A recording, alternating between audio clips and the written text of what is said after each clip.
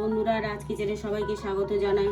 তো বন্ধুরা, শীত চলে যাচ্ছে, নতুন কড়াইশুঁটি উঠেছিল, তো এখন ভাবছি যে একটু কড়াইশুঁটি কচুরি খাই। তো এই বাজার থেকে 1 কিলো কড়াইশুঁটি নিয়ে এসেছি। এর সঙ্গে কড়াইশুঁটিটা পেস্ট করেছি, আদাটা আলাদা পেস্ট করে নিয়েছি, এর সঙ্গে 4টে কাঁচা লঙ্কা দিয়েছি, দিয়ে ভালো করে মিহি করে পেস্ট করেছি।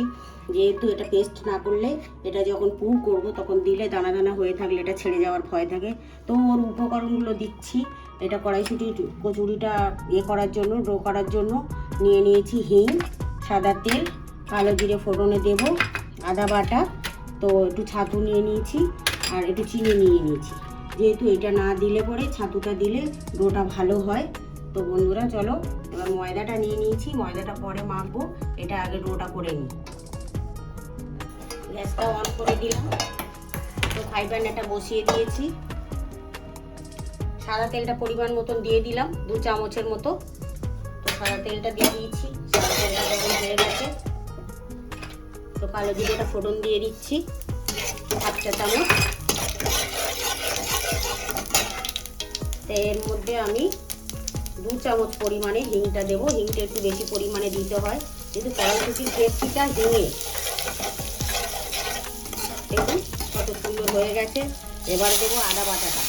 আদা বাটাটা দিলে আদা বাটা একটু কষিয়ে নিতে হয়, তো একটু লো করে দেবো, কষিয়ে নেবো। আদাটা এরকম একটুখানি কষানোর মতো হয়েছে। তো এবার আমি কড়াইশুঁটিটা দিয়ে দিচ্ছি,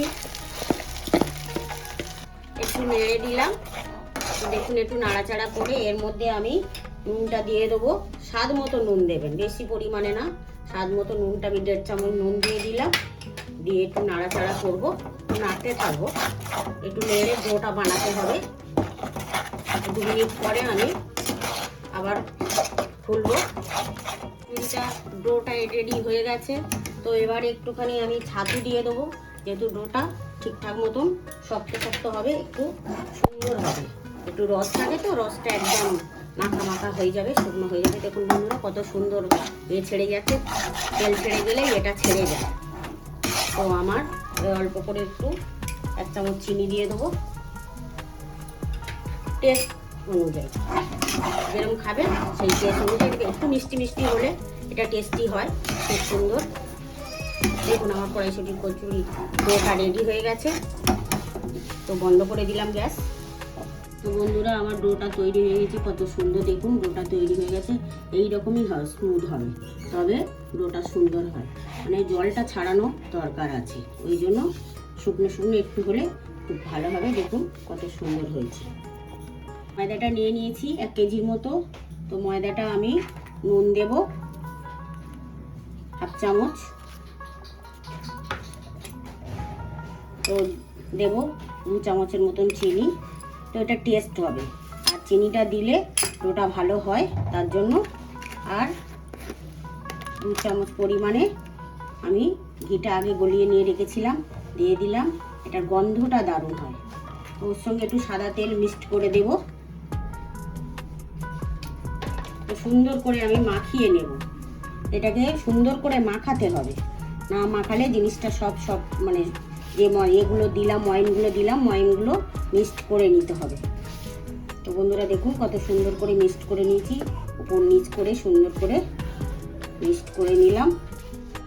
মিক্সটা হয়ে গেছে। তো এবারে আমি একটু হালকা করে উষুম গরম জল করে রেখেছিলাম, যাতে ডোটা ভালো হয়। আমি একসাথে জলটা দেব না, তো আস্তে আস্তে দেব, তাহলে আমি মাখিয়ে নেব। এটা একসঙ্গে দিলে হয় না, এটা আস্তে আস্তে দিয়ে মাখাতে হয়। ডোটা করা হয়ে এসছে, প্রায় হয়ে গেছে। আমি এবার একটু ঢাকা দিয়ে রেখে দেবো 5 মিনিট।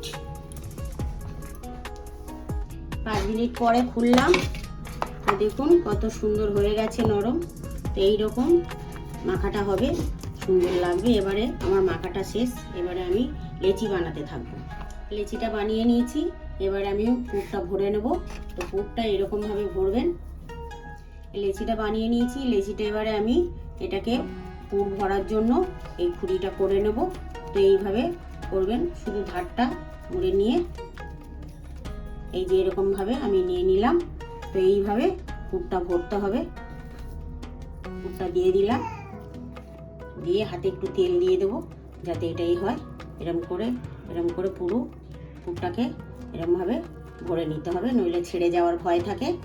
তো এইভাবে আমি পুরটা নিয়ে নিলাম, নিয়ে সুন্দর করে একটাকে গোল করে নেব যাতে না ছাড়ে। এইরকমভাবে গোলটা আমি করে নিলাম, সমান করে গোলটা করতে হবে। তো পরপর আমি এই গোলগুলো করে নেব। পুরটা ভরা হয়ে গেছে, তো পুরটা এরকম একটুখানি চেপে ভরতে হবে, যেহেতু এরকম হলে বেলার সময় তাহলে আর বেরিয়ে যাবে না। তো আমি এবার একে একে বেলতে থাকবো। গ্যাসটা গরম হয়ে গেছে, আগে থাকতে কড়াটা জেলে দিয়েছিলাম। তো তেলটা দিয়ে দিলাম, একটু বেশি পরিমাণে তেলটা দিতে হবে যেহেতু ভাজা হবে। তো আমি 300 গ্রাম তেল দিয়ে দিলাম।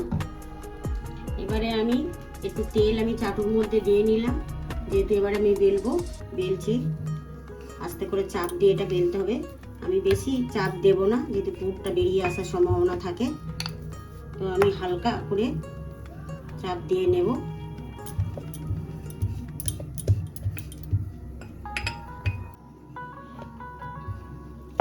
বেশি পাতলা হবে না, মোটামুটি এরকম সাইজ হবে।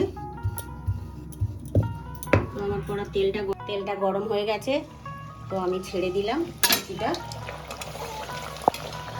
দেখুন কত সুন্দর হচ্ছে। গ্যাসটা একটু লো ফ্লেমে দেব।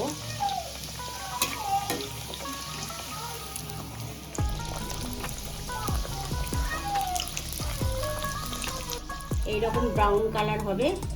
তো বন্ধুরা এরকম ব্রাউন কালার করে নেবেন, যাতে চিনিটা পড়েছে বলে কালারটা সুন্দর এসেছে।